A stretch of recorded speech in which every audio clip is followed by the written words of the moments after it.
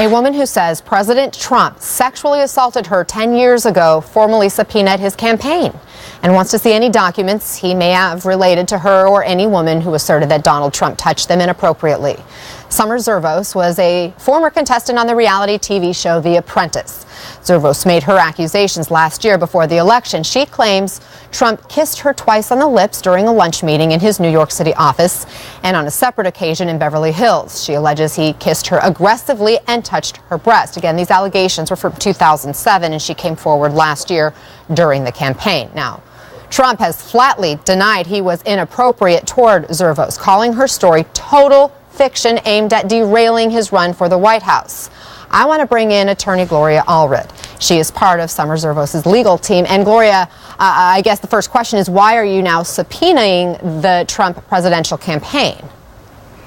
Well, actually, Anna, we subpoenaed them earlier in April, but it is just now being discovered by reporters in the court file. This is a copy of our subpoena, which is in the court file. We filed it in New York. It's a defamation lawsuit. Our complaint is in New York Supreme Court, which is the trial court. And we filed it, and we want to discover and preserve many documents that are relevant to our lawsuit on behalf of Summer Zervos. So, for example, what we did was we filed, it's called a subpoena duces tecum, and we wanted the campaign to preserve and maintain and not destroy any documents from the campaign that would be relevant to our lawsuit. For example, any documents that they have pertaining to Summer Zervos or to a number of the other women who allege that Mr. Trump, now President Trump, touched them inappropriately. I'm sure that you all remember that he called all of the women who made public statements about him and made accusations of sexual misconduct or against him. He called them all liars. He said it was fabrication, fiction, and that he would sue them all after the election. I, of course, called on him to retract those statements after he was elected and retract his threat to sue. I gave him 2 months. He did not do so. We filed the defamation case on behalf of Summer Zervos in January, and we are litigating it very, very heavily. And we think that the documents in the campaign are going to be relevant to our lawsuit. Okay, so now there is a response from the White House, across the board denial. In fact, the president's attorney is now calling you out. I quote, Ms. Allred has served a far-reaching subpoena on the Trump campaign that seeks wholly irrelevant information intended solely to harass the president. Indeed, Ms. Allred herself has questioned how the president could run the country if faced with broad discovery. What's your reaction to that? Well, I mean, any attacks on me, this is not new. People who oppose me often will attack me personally, which is usually a sign that they don't have a good argument against the merits of my argument. And so if they have to name call, I usually feel that that's a sign that they're on the losing side, but we'll have to see what the court decides. What has happened here is that the president has filed a motion to dismiss our lawsuit, Anna. We have filed our opposition. Their reply is due on October 31st. And after that reply comes in other words, the case is fully briefed, the court will then set a hearing in New York to hear the arguments. Part of their argument is that the president is legally immune from being sued because he is president. We respond with the case of Paula Jones versus President Clinton, which went all the way up to the U.S. Supreme Court. The U.S. Supreme Court indicated no man is above the law. Even the President of the United States is not above the law. Then that would apply to everything except not official acts. He cannot be sued for official acts, but we allege that if we can prove defamation and that act occurred before he was elected president, which it did, then in fact he is not immune and we can proceed with the lawsuit. That's our argument.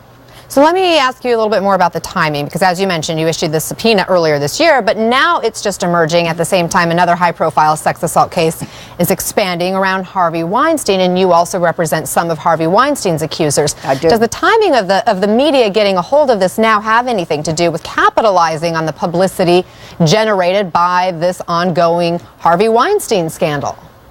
Well, how it came out was I got a call yesterday from BuzzFeed who said, I just saw the subpoena in the court file of Summer Zervos versus Donald J. Trump, your case. And has anybody noticed it there before? Has anybody covered this? And I said, no. Certainly we haven't talked about it, but it is in the court file. It's a lengthy subpoena, and obviously the president would not like to have his campaign turn over many documents. What we have done has been quite reasonable.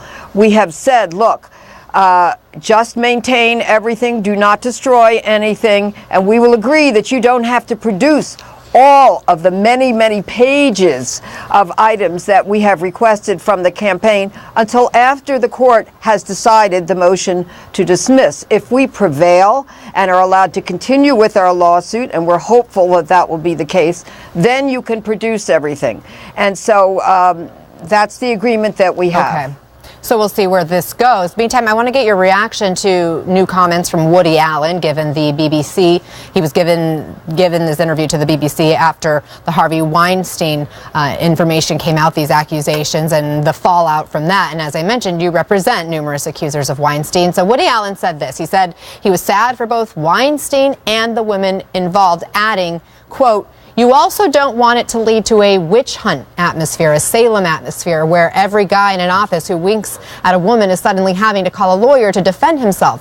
That's not right either." So what's your reaction to Woody Allen's concern that the Weinstein scandal has the potential to lead to a witch hunt? Well, I'm sure that Woody Allen has his own reasons for being rather sensitive to women speaking out against rich and powerful and famous men.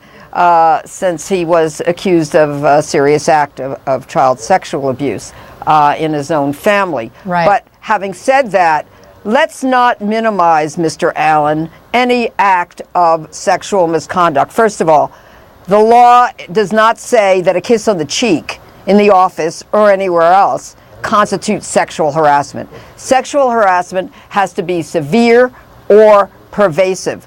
Certainly, if Mr. Weinstein did, in fact, expose himself or seek to do other sexual misconduct, that would, as a matter of law, constitute sexual harassment. But lawyers do not take cases where there's minimal actions like one kiss on the cheek one time. There are actually not enough lawyers to take all of the many, many accusations of sexual harassment throughout the country for many employers. So I would like him to be on the side of the women, like apparently Ronan Farrow is. And his own son, estranged son. And I don't like the characterization of women as engaging in a witch hunt. Women have been called witches for far too long. Some of them got burned at the stake because they were thought they were witches. Women are just standing up for respect and dignity for women, and especially for our daughters, and they deserve it. Gloria Allred, always great to get you and your thoughts and learn more about your legal cases. Thank you for coming on. Thank you. Thank you. Coming up, she is the actress